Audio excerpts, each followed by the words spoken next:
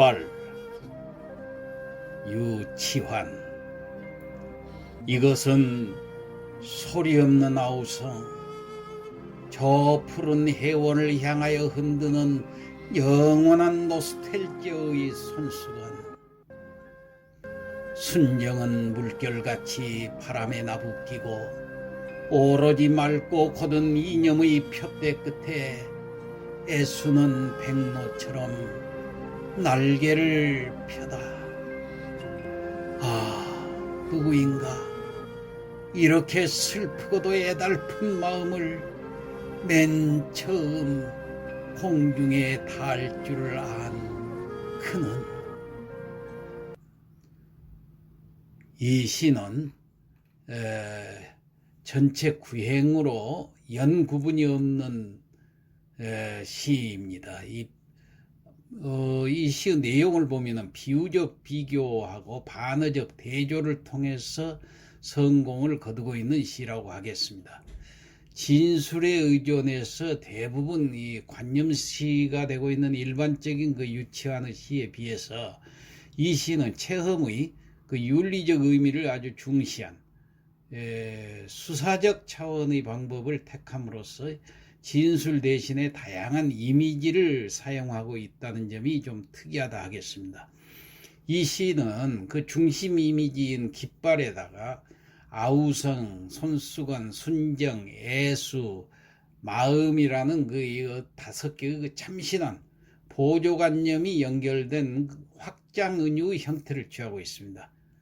곧 깃발은 노스텔지어의 손수건으로 푸른 해원이라는 이상향을 동경하는 순정을 상징하고 있고, 애수와 마음은 이상향에 끝내 도달하지 못한 데서 비롯된 그 좌절의 표상이 되고 있습니다.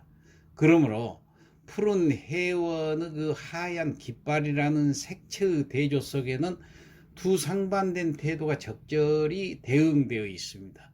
다시 말해서 깃발은 맑고 곧은 이념의 푯대 끝에서 이상향을 향한 아우성의 몸짓으로 의지와 집념의 자세를 보이기도 하지만은 결국은 깃대를 떠날 수 없는 그 숙명적인 존재임을 깨닫고 결국은 절망하고 맙니다. 결국 이 작품은 이상향에 도달하지 못해서 절망하는 이 감상적인 허무하고 영원히 실현될 수 없는 이상인 줄 알면서도 끝끝내 또 포기를 할 수 없는, 포기하지 못하는 그 인간 존재의 모순과 고뇌를 이 깃발의 펄럭이는 모습을 통해서 제시해주고 있다고 하겠습니다. 조금 더 구체적으로 보면 일행에서는 깃발이 그 펄럭이는 시각적 이미지를 소리 없는 아우성이라는 그 청각적인 이미지로 표현하고 있는 것이 특이하죠. 이러한 것을 이 공감각적 이미지를 구사한다고 하는데, 이 깃발이 펄럭이는 모습이 아주 힘차고 격렬하지만은 상당한 거리를 두고 떨어져 있어서 소리를 들을 수 없는 상태를 드러낸 것이라고 하겠습니다. 2행과 3행에서는 깃발을 다시 그 푸른 해원을 향해서 흔드는 노스텔지어의 손수건으로 비유하고 있죠. 이를 통해서 독자들은 깃발이 바닷가에서 흔들리고 있다는 것을 연상하게 되고, 나아가서 그것이 바다 사람들과도 무관하지 않는다는 것을 느끼게 합니다. 특히 해원과 노스텔지아는 외래어들이긴 하지만은 시인의 그 강렬한 의지 같은 것을 느끼게 해주는 시어들이죠. 이 사행에서는 직유법이 활용되고 있습니다. 이제 이 깃발은 물결같이 바람에 나부끼는 순정으로 비유가 되죠. 그러니까 깃발은 제1행에서 강렬한 이미지나 저돌적인 은유에서 벗어나서 아주 상식적인 차원으로 후퇴하고 있는 셈입니다. 그러한 경향은 5행과 6행에서도 엿보입니다. 여기에서 깃발은 맑고 곧은 이념의 푯대 끝에서 백로처럼 날개를 펴는 게 애수로 비유를 합니다. 이상에 대한 동경과 그것을 성취 못하는 데서 오는 번민과 회의가 아주 잘 드러나 있죠. 특히 맑고 곧은 이념의 푯대와 물결같이 바람에 나부끼는 깃발의 그 대조를 통해서 그것이 아주 절정을 이루고 있다고 하겠습니다. 7행에서 9행까지는 다시 그 회의와 번민에서 벗어나서 시인의 그 강렬한 의지를 보여주고 있고, 우리 그 독자들에게 삶의 경의를 느낄 수 있게 해줍니다. 물론 여기에서 제기된 물음은 슬프고도 애달픈 마음을 공중에 맨 처음 닿을 줄을 아는 사람이 누구인가가 아니라 서정적 조화가 불가능한 초월적 세계에 대한 향수와 좌절이라는 그 근원적 문제에 대한 것으로 보입니다. 비극적 세계관의 근원이 되고 근대를 특정 지을 수 있는 그 자아와 세계, 이상과 현실, 또 초월, 현상과 초월이라는 그 근원적인 조건을 표상하고 있는 것이 이 시에 나타난 깃발이라고 하겠습니다. 자, 이 감상을 마치겠는데요. 오늘은 이 정말 유치한 그 사랑 얘기를 좀 하고 넘어가지 않을 수가 없습니다. 그분의 그 애절한 사랑은 세상에 이미 많이 알려져 있죠. 1908년 그 거제에서 출생한, 그래가지고 어린 시절을 거제에서 보낸 게 아니라 이 통영에 와서 보냈던 이 청마 유치한에게 이 통영은 자신의 고향이나 다름없는 곳이었습니다. 훗날 한국 시인협회 초대 회장을 지내기도 했던 청마는 그 무렵 이미 뛰어난 문제로 주목받던 38살의 시인이었습니다. 이때 일제강점기 때 통영 협성상업학교 교사로 근무하던 중에 일제의 검문 대상에 올라가 가지고 만주에 사는 형 집으로 몸을 피했던 청마는 해방이 되자 부인과 함께 통영으로 내려와서 부인을 유치원을 운영하고, 부인이 자신은 통영여중의 국어교사로 막 부임했을 때가 바로 이 38살 먹었을 때였습니다. 청마는 운명처럼 그곳에서 호수처럼 맑고 아주 단아한 미모를 가진 가사교사, 그때는 가사과가 있었어요. 가사과 교사를 동료로 만나게 됩니다.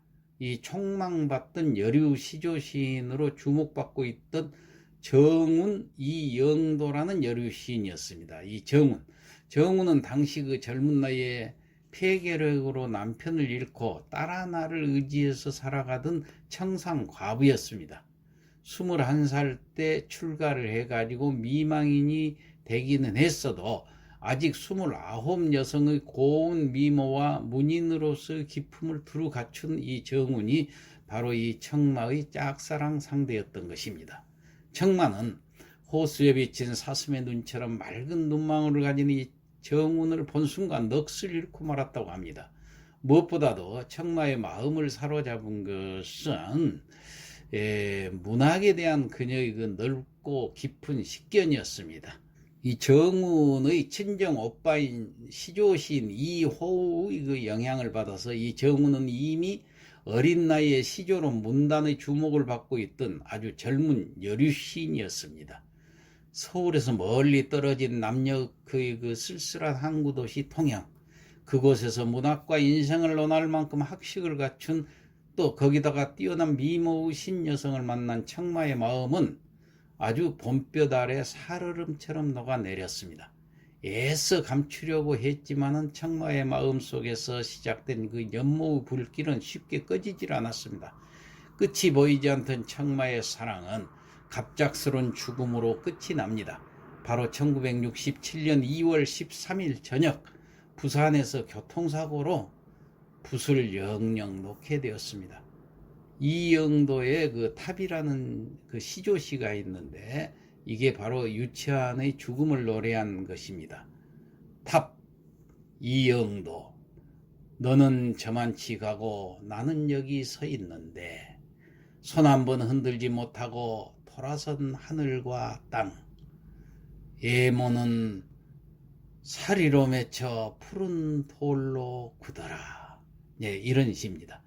청마는 이렇게 해서 1967년 귀갓길에 시내 버스에 치여서 숨을 거둘 때까지 20년 동안 정운에게 무려 2,000통 넘는 연설을 보냈다고 합니다.